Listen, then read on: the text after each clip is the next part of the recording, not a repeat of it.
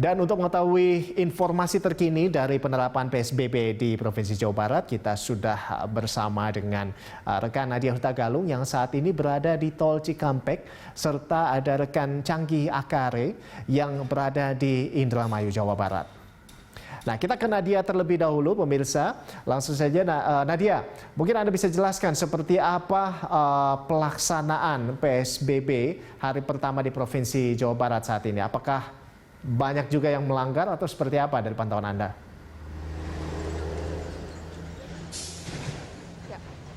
Ya baik, Rolando, jika sebelumnya memang sudah ada 10 kabupaten kota yang memberlakukan PSBB di wilayah Jawa Barat, maksud kami, di mana diantaranya adalah Bogor, Depok, Bekasi, dan juga Bandung, maka mulai hari ini secara resmi PSBB sudah diberlakukan di 27 kabupaten kota di wilayah Jawa Barat.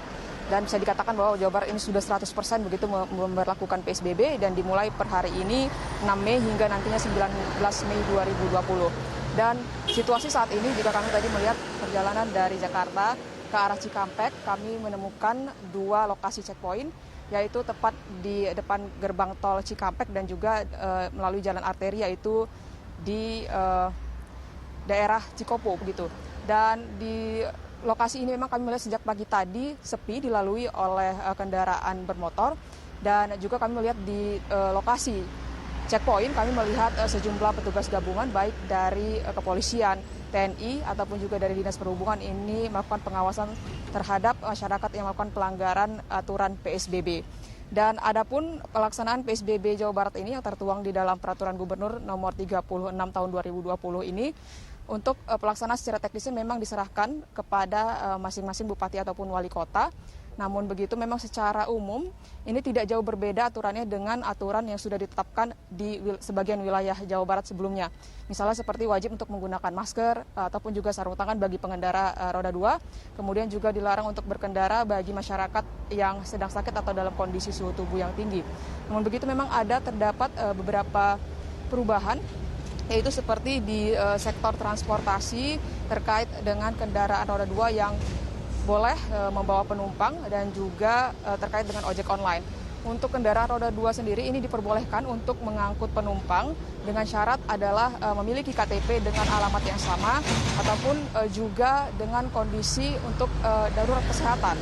Begitu juga untuk ojek online ini juga diperbolehkan untuk mengangkut penumpang dengan syarat yaitu untuk keperluan ataupun kepentingan kesehatan darurat.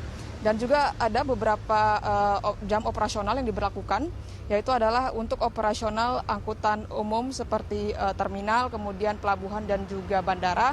Ini diberlakukan mulai pukul 5 pagi hingga pukul 19.00 waktu Indonesia Barat.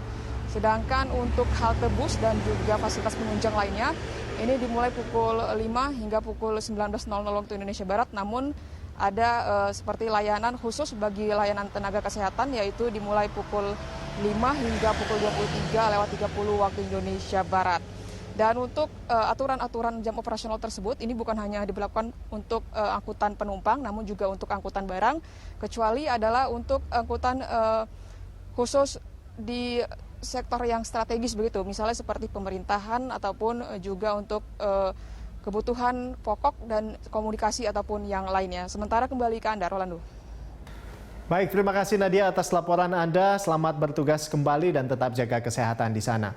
Dan pemirsa, selanjutnya kita akan beralih ke rekan Canggih Akare di Indramayu, Jawa Barat. Ya, Canggih, ini bagaimana bisa Anda jelaskan mungkin seperti apa situasi atau suasana PSBB di Indramayu hari ini?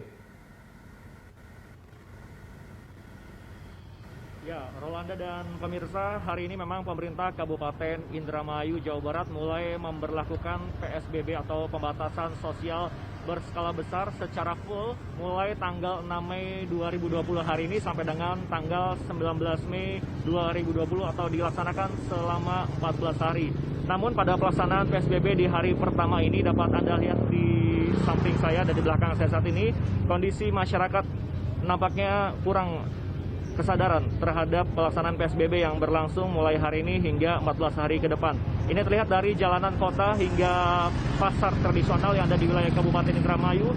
Sampai dengan siang hari ini masih terpantau ramai penuh sesak tanpa adanya perubahan. Dan ini terjadi juga di beberapa wilayah lainnya di sepanjang wilayah Pantura Indramayu hingga jalur perkotaan. Kondisinya sama seperti saat ini saya melaporkan, masih terpantau ramai. Dan berdasarkan pantauan kami di wilayah Indramayu Kota saat ini juga tidak terlihat adanya aktivitas dari pemeriksaan seperti yang disampaikan beberapa hari sebelumnya melalui sosial media. Dan dapat kami laporkan sampai dengan saat ini, pemirsa, memang pemerintah Kabupaten Indramayu masih memperbolehkan aktivitas perdagangan di pasar daerah, namun dibatasi sampai dengan pukul 16 waktu Indonesia Barat. Dan ini dilakukan agar aktivitas perdagangan dapat berjalan normal.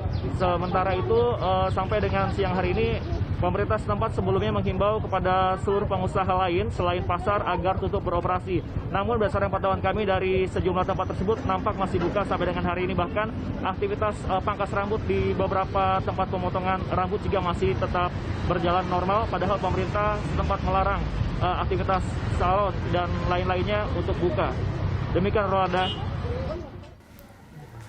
Ya baik, terima kasih Canggih atas laporan Anda. Kita berharap bahwa ke depannya mungkin besok dan seterusnya di sana bisa lebih tertib ya, agar bisa mengurangi penyebaran virus corona, mencegah penyebaran virus corona. Terima kasih Canggih Akare atas laporan Anda. Selamat bertugas kembali. Dan pemirsa, demikian tadi laporan dari rekan Canggih Akare, kontributor Berita 1 di Cirebon dan di Indramayu, pemirsa. Dan sebelumnya juga ada rekan Nadia Hutagalung dan juru kamera Veriska Immanuel dari Tol Cikampek, Jawa Barat.